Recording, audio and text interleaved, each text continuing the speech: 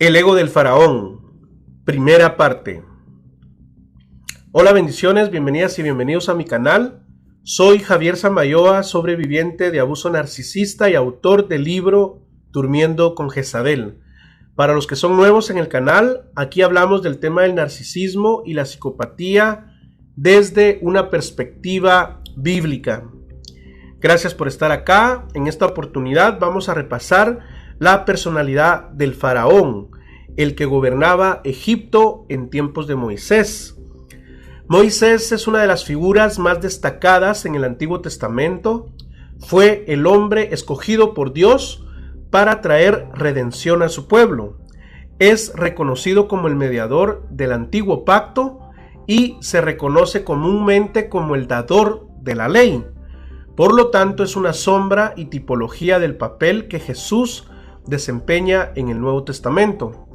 Para fines de este estudio me voy a enfocar específicamente en la personalidad del faraón y de cómo Dios actúa en su magna soberanía para sus propósitos divinos. Bien, Éxodo 4:21, el Señor le habla a Moisés y le dice lo siguiente: cuando vuelvas a Egipto, asegúrate de hacer delante del faraón todas las maravillas que he puesto en tu mano. Yo endureceré su corazón. Acá se está refiriendo al corazón de faraón, de modo que no dejará ir al pueblo. Versículo 22, pero tú le dirás, así ha dicho el Señor, Israel es mi hijo, es mi primogénito. Bien, como ya había dicho antes, Dios ya había elegido a Moisés para guiar a los israelitas del cautiverio de Egipto y llevarlos a la salvación en la tierra prometida. Pero él, o sea Moisés, se resistía a ese llamado, dice la historia, porque se fijaba en su deficiencia para hablar y las dudas de su pueblo. Es como que si en este momento viniera Dios y te dijera: ve y háblale a Putin, el presidente de Rusia, y dile de mi parte que cese el bombardeo contra Ucrania. ¿Qué harías tú? No es un ejemplo descabellado. Lo que quiero dar a entender es que eso de ir a confrontar al hombre más poderoso del mundo en ese entonces no era una tarea fácil. Máxime porque Moisés aparentemente era tartamudo. De acuerdo a algunos teólogos y eruditos, él tenía problemas para hablar, es decir, le costaba comunicarse con claridad. En ese momento de la historia, este faraón, la Biblia no menciona su nombre, tenía esclavizado al pueblo hebreo y los utilizaba como esclavos para sus grandes proyectos de construcción. Por causa de que Dios había bendecido al pueblo hebreo con un rápido crecimiento numérico, los egipcios comenzaron a tener miedo del creciente número de judíos que vivían en sus tierras. Por tal razón, un día el faraón ordenó la muerte de todos los hijos varones nacidos de mujeres hebreas. Este dato aparece en Éxodo 1:22. El asesinato masivo de los niños hebreos por parte del faraón ya es un indicativo que este era un hombre malvado, un tirano influenciado por Satanás. El faraón se imaginó que podía detener la voluntad de Dios, como trató de hacer Herodes cuando mató a muchos bebés en su intento de matar a Jesús, ¿se recuerdan? Esto aparece en el Evangelio de Mateo 2:16. Se alcanzan a ver con esta ejecución de infantes. Satanás ciertamente pretendía abortar o interrumpir la llegada del Hijo de Dios al mundo, pues Moisés forma parte de la línea de descendencia de Jesús, fíjese. Por eso yo no tengo ninguna duda que detrás de todo ese movimiento pro aborto a nivel mundial en la actualidad está Satanás. Las ONGs aborteras, los financistas, los políticos, todas las instituciones que se prestan a asesinar niños en forma masiva en el mundo definitivamente son emisarios del maligno. Todo lo que huele a muerte, principalmente de forma masiva, está asociado con el príncipe de las tinieblas, con Satanás. Recuerden que él vino al mundo a matar, a robar y a destruir, dice Juan 10:10. La guerra entre Rusia y Ucrania, todo ese punto geográfico, ahí ahorita se está moviendo un espíritu de muerte en masa. Y también esto ha ocurrido en Israel y todos esos países árabes y musulmanes que le rodean, casi siempre que están en guerra. Y todos estos puntos del mapa, como les digo, se mueven legiones de demonios. En México, Guatemala, Honduras, El Salvador, los asesinatos en masa son el pan de cada día también. Muchos de estos orquestados por el narcotráfico y las pandillas. Diariamente aparecen cientos de muertos como parte de las extorsiones, las tranzas, cuentas pendientes, incluso ritos satánicos, o simplemente son estratagemas de grupos de poder para desestabilizar a los gobiernos de turno, y en todo esto está la mano peluda de Satanás. Si se recuerdan el caso de Saúl y el caso de Jezabel, ambos en dos momentos de la historia también mandaron a asesinar en masa a sacerdotes y profetas de Dios. Ambos estaban endemoniados, controlados por Satanás. Y el caso del faraón aquí no es la excepción. Por cierto, aquí en Minnesota, donde yo vivo, sucedió recientemente un crimen espeluznante. Creo que fue hace apenas como 3 meses y se trató del suegro de un amigo mío de Guatemala. Su esposa es una gringa. El asunto es que uno de sus cuñados mató a su propio papá con un martillo, fíjese. Dijo que un espíritu maligno se había poseído de él, ordenándole que matara a su papá. Para los incrédulos estas declaraciones están fuera de lugar, pero para nosotros los espirituales sabemos que estas cosas son verdad y pueden ocurrir. Yo he escuchado varias veces esas mismas declaraciones en películas de asesinos y documentales de crímenes. La gente dice, es que escuché una vocecita que me dijo que matara. Claro, ¿verdad? La prensa nunca va a poner importancia a estos temas. Nunca van a decir que se tratan de posesiones demoníacas. Los medios los enfocan como casos de locura, alucinación, demencia, etc. Cuando estas cosas ocurren, la persona afectada pierde el conocimiento y emerge una segunda personalidad malvada y agresiva que grita y se manifiesta con odio en la mirada. Por cierto, mucha gente me ha compartido a mí testimonios en donde sus parejas o exparejas con trastornos de personalidad psicopática, narcisista, expresaron esta clase de síntomas. Y el problema es que mucha gente piensa, principalmente la gente incrédula, que sus problemas son de raíz psicológica o psiquiátrica, cuando el problema muchas veces es espiritual. Los creyentes tampoco se salvan de estos ataques demoníacos, y esto tiene que ver porque están alejados viviendo vidas de pecado. Y esto yo sé por qué se los digo. Ahorita hay muchos cristianos tibios, por no decir cristianos influenciados en demonios. Se autodenominan cristianos, pero han adoptado, por ejemplo, sincretismos o creencias de otras religiones, específicamente de la New Age o Nueva Era, con sus múltiples técnicas de manipulación de energía. También me he estado dando cuenta que en la iglesia en general hay mucha infiltración de ideas progres o progresistas como la libertad, la igualdad, los derechos humanos, etc. Pero todo esto lo que está haciendo es diluir sus creencias evangélicas. Todas estas artimañas del diablo son las responsables del aumento significativo de influencia demoníaca en todo el mundo. ¡Qué horrible al punto al que hemos llegado como seres humanos! Incluso los que nos llamamos cristianos, a muchos se les ve de lejos el orgullo y la soberbia. Están ahí todo intelectualizándolo Y es que yo me amo demasiado, dicen. Es que yo soy primero y los demás después. Y se nos olvida que primero hay que amar a Dios y a nuestro prójimo más cercano. Y esto tiene que ver o porque estamos, como dije, en pecado, o nos estamos contaminando de las fuentes incorrectas.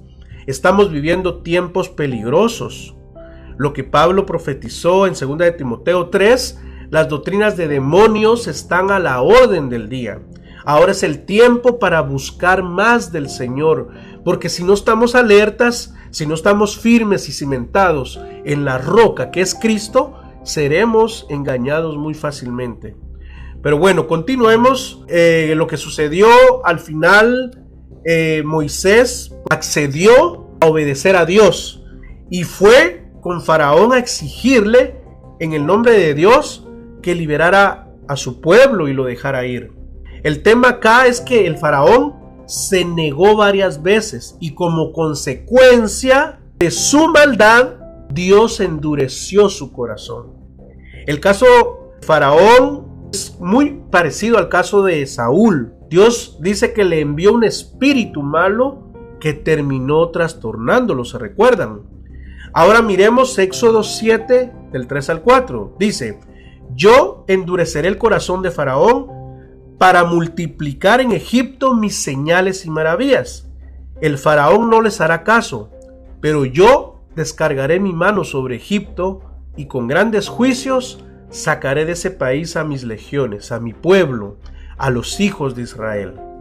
A primera vista parece injusto que Dios haya endurecido el corazón de Faraón y luego castigue al Faraón cuando su corazón se endureció. Este tema es un poco difícil de exponer porque puede prestarse a una mala interpretación. ¿Por qué Dios endurecería el corazón de Faraón para que él pudiera juzgar a Egipto? Bueno, recordemos que Faraón, en primer lugar, no era un hombre bueno ni inocente. Él era un sanguinario, un brutal dictador a quien no le importaba el terrible abuso y opresión que sufrían los israelitas. Sus antecesores habían hecho lo mismo y así los tuvieron, dice la historia, por cerca de 400 años. Este faraón en particular era malvado porque imagínense el solo hecho de mandar a asesinar a todos los recién nacidos de la tierra y el daño indirecto a las madres de ser despojadas de sus criaturas nos habla de que este era un tipo malo, muy malo. Era un tipo que estaba loco, era un soberbio, un orgulloso, prácticamente un psicópata narcisista. Ante tal dictadura y poderío económico y militar egipcio, cabe destacar que en este sistema era imposible una revuelta porque la gente que gobernaban eran puros esclavos indefensos. Pero como este pueblo se multiplicaba y se multiplicaba, dice, llegó el faraón a tener miedo, a sentirse amenazado y hasta posiblemente celoso de que otro terminara ocupando su lugar. De acuerdo al relato bíblico, Moisés ya había llegado al menos 2 veces a pedirle que liberara a su pueblo, pero este se había negado. Y esto solo confirma lo que ya había en el corazón del faraón: orgullo, ambición y soberbia, lo que yo llamo la Trinidad narcisista. En otras palabras, él ya tenía endurecido su corazón como consecuencia de sus pecados y maldades habidas y por haber.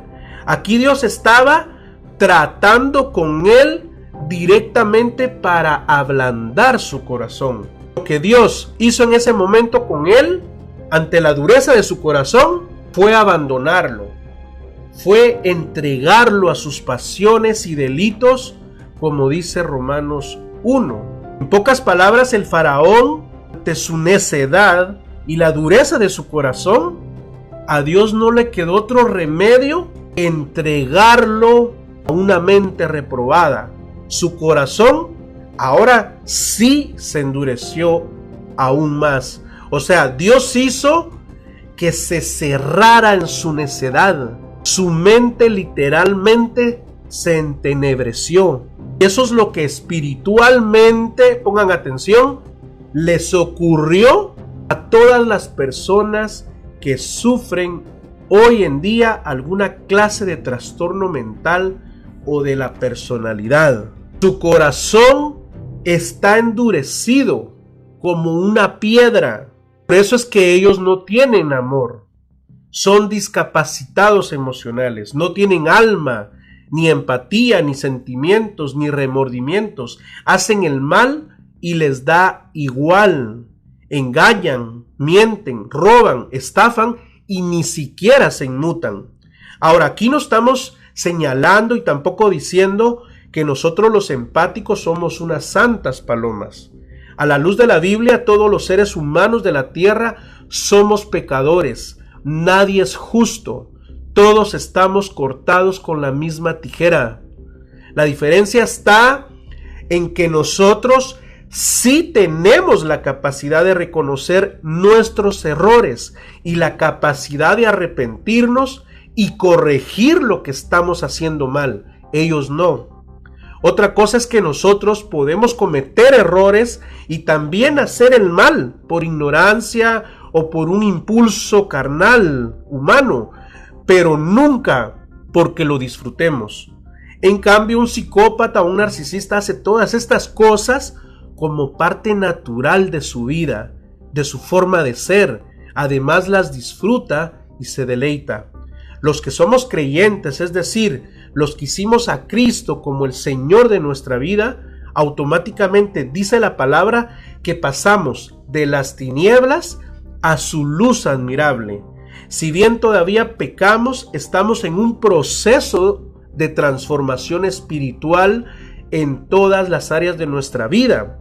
Cristo en nosotros está restaurando nuestro corazón y renovando nuestra mente todos los días. Todo nuestro ser, cuerpo, alma y espíritu, Dios lo está perfeccionando.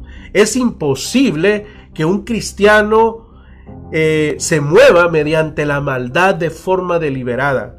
Quien actúa de esa manera no es cristiano, es un hijo del diablo.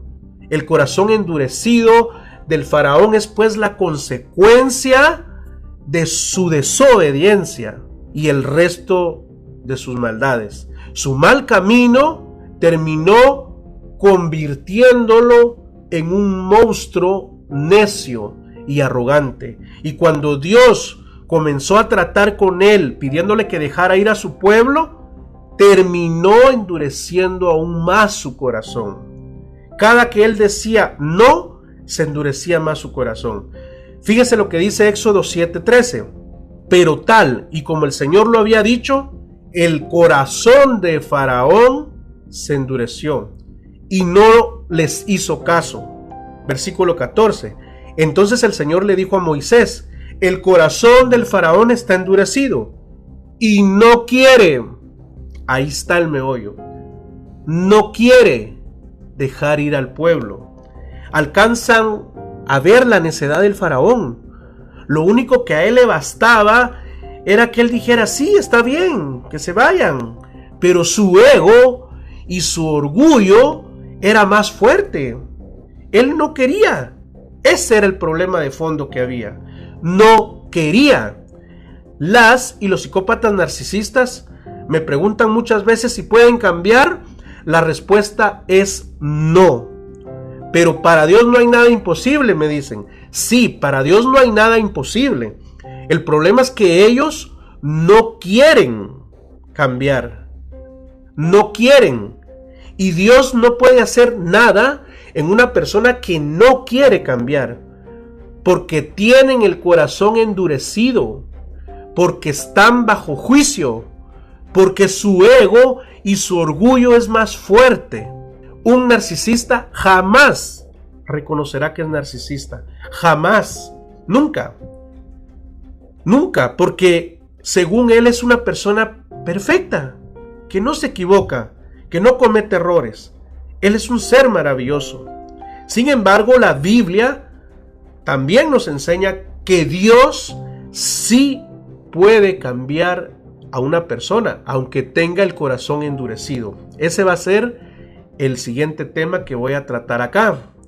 Volviendo al tema, fíjese que Dios ya había dicho que le iba a quitar a su primogénito, o sea, a su primer hijo.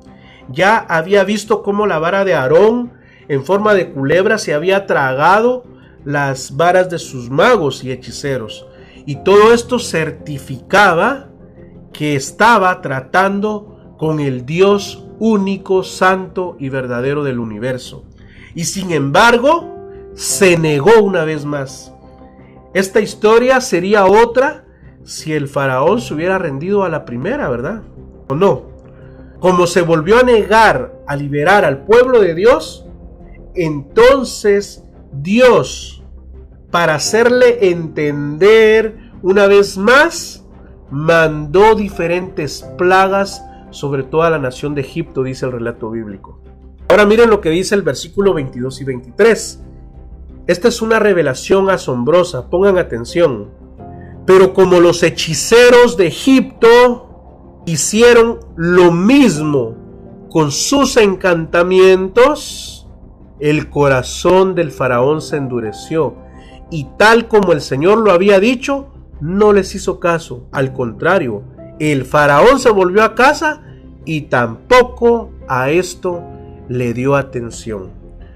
Lo que me llama la atención es lo primero que dice: pero como los hechiceros de Egipto hicieron lo mismo con sus encantamientos. Se dan cuenta que acá que los magos, los hechiceros, los brujos de Faraón replicaron los milagros de Dios por medio de Moisés. Miren, el éxito de Satanás en este mundo es porque le ha hecho creer a la gente, en primer lugar, que él y sus demonios no existen. Satanás le ha hecho creer al mundo también que la brujería, la hechicería, la magia son cosas que no existen, son cosas de la antigüedad. Pero también le ha hecho creer al mundo que en todo caso estas cosas sí existen, pero no son tan malas como parecen. Ahora fíjense que han salido un montón de canales en YouTube y en páginas en todo el internet. Yo las he visto, yo sé lo que les estoy diciendo.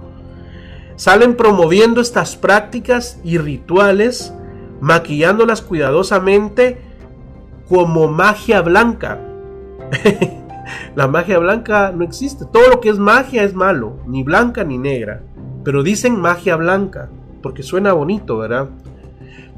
Le llaman conocimiento oculto o conocimiento sagrado, o le llaman sabiduría ancestral, atrayendo así a millones de personas sin darse cuenta que toda esta basura se trata de un engaño más del padre de la mentira, de Satanás.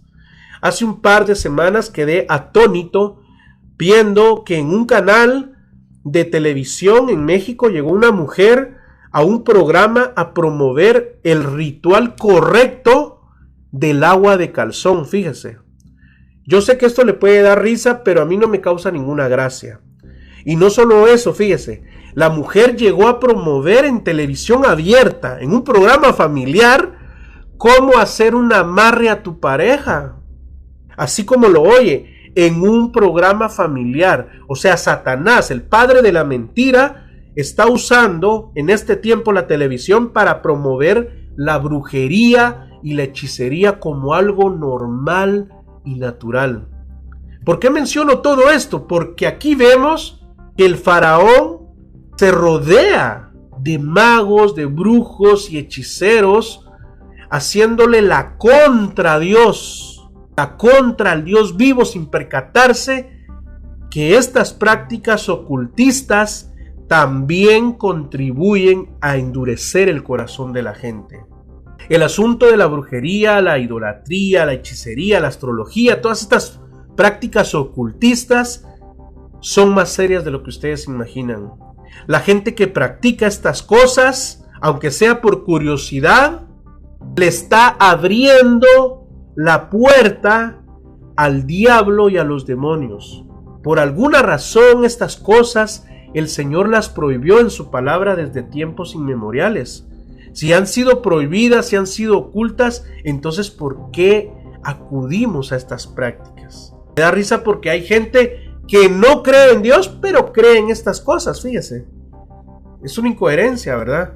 Las cosas de Dios las cuestionan, las rebaten, les hallan 5 pies al gato, las desobedecen, pero estas cosas del ocultismo no las cuestionan, las toman inmediatamente como verdad, las toman al pie de la letra y las obedecen.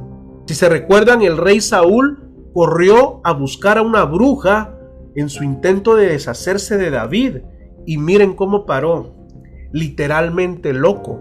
O bueno, él ya estaba loco y como consecuencia llegó a recurrir a la ayuda pues de una bruja. Saúl, como sabemos, terminó quitándose la vida con su propia espada. La red entera está infestada de maestros del ocultismo, de brujos, de satanistas, de gente que odia el cristianismo, aunque no lo dicen, claro. Por cierto, ellos están bien preparados al debate, tienen mucho conocimiento y tienen mucho carisma.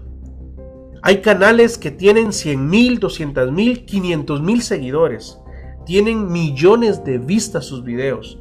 Toda esa gente tristemente va derechito al infierno. Unos porque han sido engañados, y ahí van muchos cristianos, y otros porque odian a Dios. Ahora, examinando a las y los psicópatas narcisistas, me he dado cuenta que la mayoría son aficionados al mundo del ocultismo y o la espiritualidad. Y esto es obvio porque el narcisista, al estar influenciado en demonios, juega con la mente de su víctima, haciéndole creer que es su alma gemela. ¿De dónde sacaron ese conocimiento, digo yo? Si la víctima también es idealista, enamorada y espiritual, entonces se consigue el match perfecto.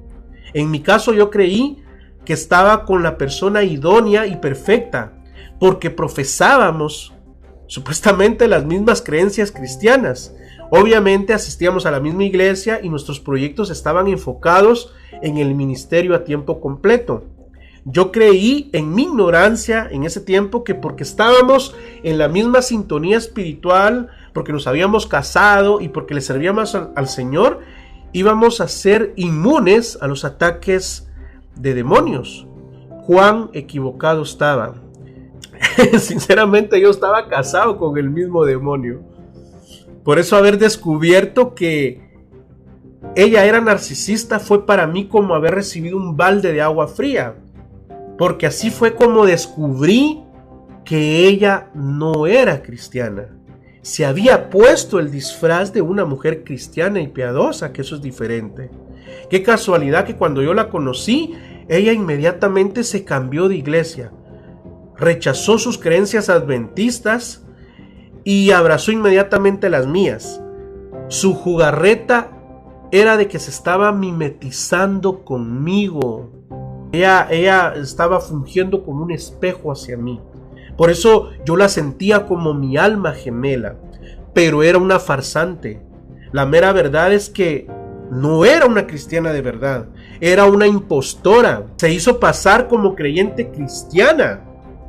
Como he dicho acá, es imposible que un creyente actúe con tal contradicción en su vida. Un cristiano verdadero no miente, la mentira no es parte de su vida, porque se supone que es una criatura nueva.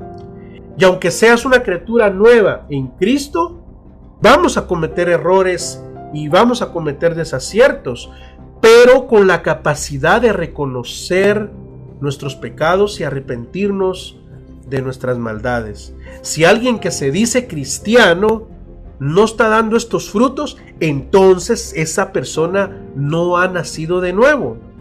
Es un farsante, es un religioso, un fanático, un fariseo que vive en la carne. Bueno, por asuntos de tiempo voy a dejar el estudio acá, pendientes de la segunda parte. Este video te está edificando, te está siendo de bendición, regálame un like, por favor. Es lo único que te pido. Apóyame de esa manera. Regálame un like, suscríbete al canal y sígueme también en todas mis redes sociales. Estoy como Javier Samayoa. Un abrazo y hasta pronto.